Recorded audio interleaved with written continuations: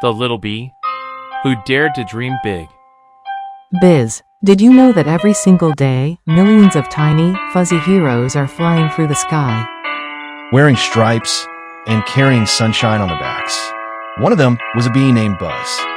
Now, Buzz wasn't just any bee. He was a bee with a problem. He was a terrible, terrible flyer. The other bees zipped and zoomed, but Buzz wobbled and plopped. Bumble, the older, Super Speedy Bee, would always whiz by and call out, Hurry up, Slowpoke.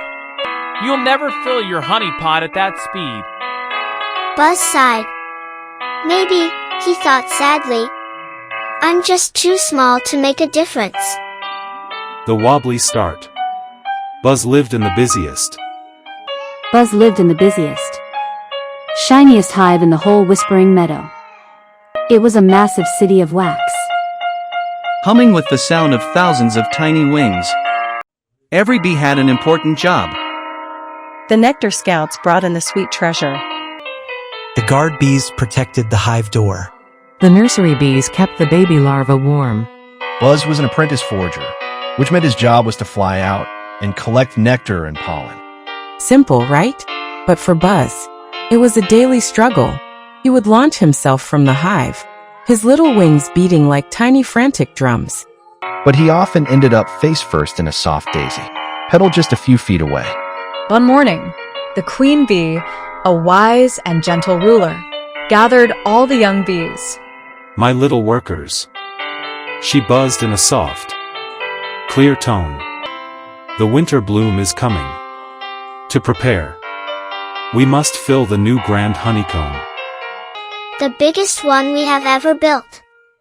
It will require the focus and effort of every single bee. Buzz looked up at the vast, empty comb. It looked like a giant wall of empty rooms. And his own little nectar sac felt tiny, almost useless. He watched. The other foragers launched themselves, like rockets towards the distant, sun-kissed field. A place legendary for its plump, nectar-rich flowers. I could fly 1,000 times and still not fill one tiny corner of that comb. Buzz mumbled to a close friend, Flicker, who was polishing his antennae. Flicker, a sensible bee, replied, maybe not all at once. Buzz, but even the biggest wall is made of single bricks. Why don't you try the closer patch first? The closer patch was just behind a large oak tree. It had smaller, less famous flowers, and none of the speedy foragers bothered with it. Taking Flicker's advice, Buzz took a deep breath, wiggled his stripes, and wobbly flew towards the oak tree. The secret of the closer patch. When Buzz landed in the closer patch, he saw something amazing. Because the faster bees ignored it. The flowers here were absolutely bursting with nectar. There was so much pollen that it dusted Buzz like yellow glit. Buzz realized that even though the distance was short, the reward was huge. He didn't have to waste time and energy flying all the way to the sun. Kissed field only to fight a crowd of other bees. He could make lots of short, easy trips right here. He learned his first lesson: don't compare yourself to others. Find the task that fits your strengths.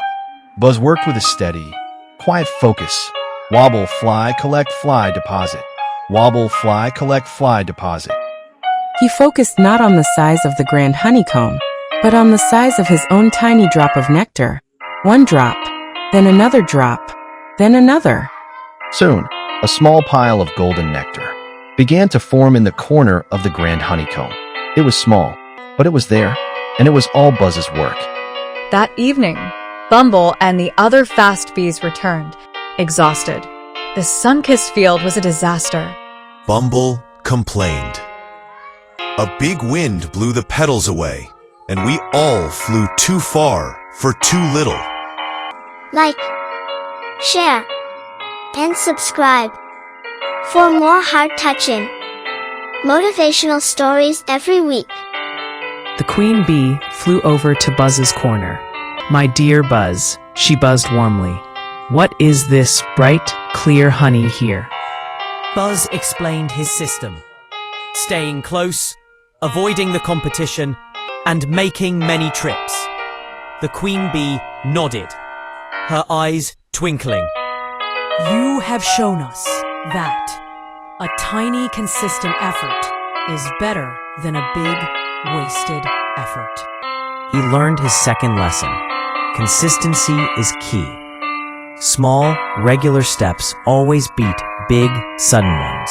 The great rain and the big idea. The guard bees sealed the hive door, and the whole hive groaned. This is terrible, Bumble worried. We can't fly in this rain. The winter bloom is coming, and we can't collect any nectar. The grand honeycomb was still mostly empty. Panic started to spread. Buzz looked around the hive. It was full of thousands of tiny bees, all feeling useless because they couldn't fly outside. He remembered the queen's words. The grand honeycomb requires the focus and effort of every single bee. Wait a minute. Buzz suddenly buzzed loudly. We can't collect nectar, but we can work inside. Work inside? Bumble scoffed. What good is that? The honeycomb, Buzz cried. The wax workers have to build all the little walls. They are tired. The polishers have to shine the cells so the honey is pure. But they are busy.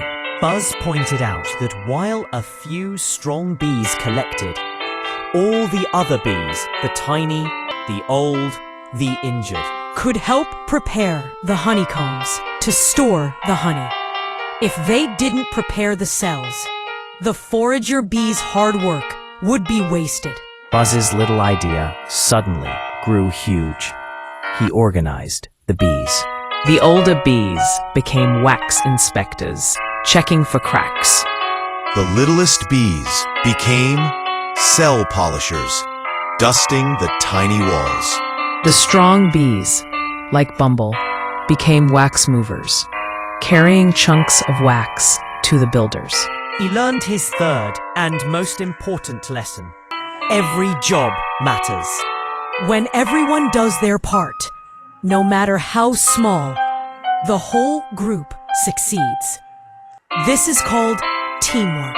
The grand honeycomb. When the sun finally burst through the clouds 3 days later, the bees rushed outside to find the remaining nectar. But this time, something was different. The foragers returned to the hive and found the grand honeycomb perfectly ready, clean, strong, and sparkling. The wax builders had been able to build faster than ever. The nectar was poured into the strong, pure cells. Because of Buzz's idea, not a single drop was wasted, and the hive had saved 3 whole days of work. By the time the winter bloom arrived, the grand honeycomb was full, shining gold from floor to ceiling. the queen bee stood before the entire buzzing hive and looked right at little Buzz. Buzz showed us that size doesn't matter, she announced. What matters is your effort and your ideas. When you feel too small to make a difference, remember Buzz's lessons. Find your own patch. Don't try to be exactly like someone else. Take small steps. A little bit of work every day finishes the biggest project. Use teamwork. When everyone does their part, the whole world gets better. And Buzz? He never became the fastest bee, but he became the smartest bee. He was appointed the hive organizer, and his small, wobbly flights taught the whole hive that smallest creature with a good idea can achieve the biggest dream.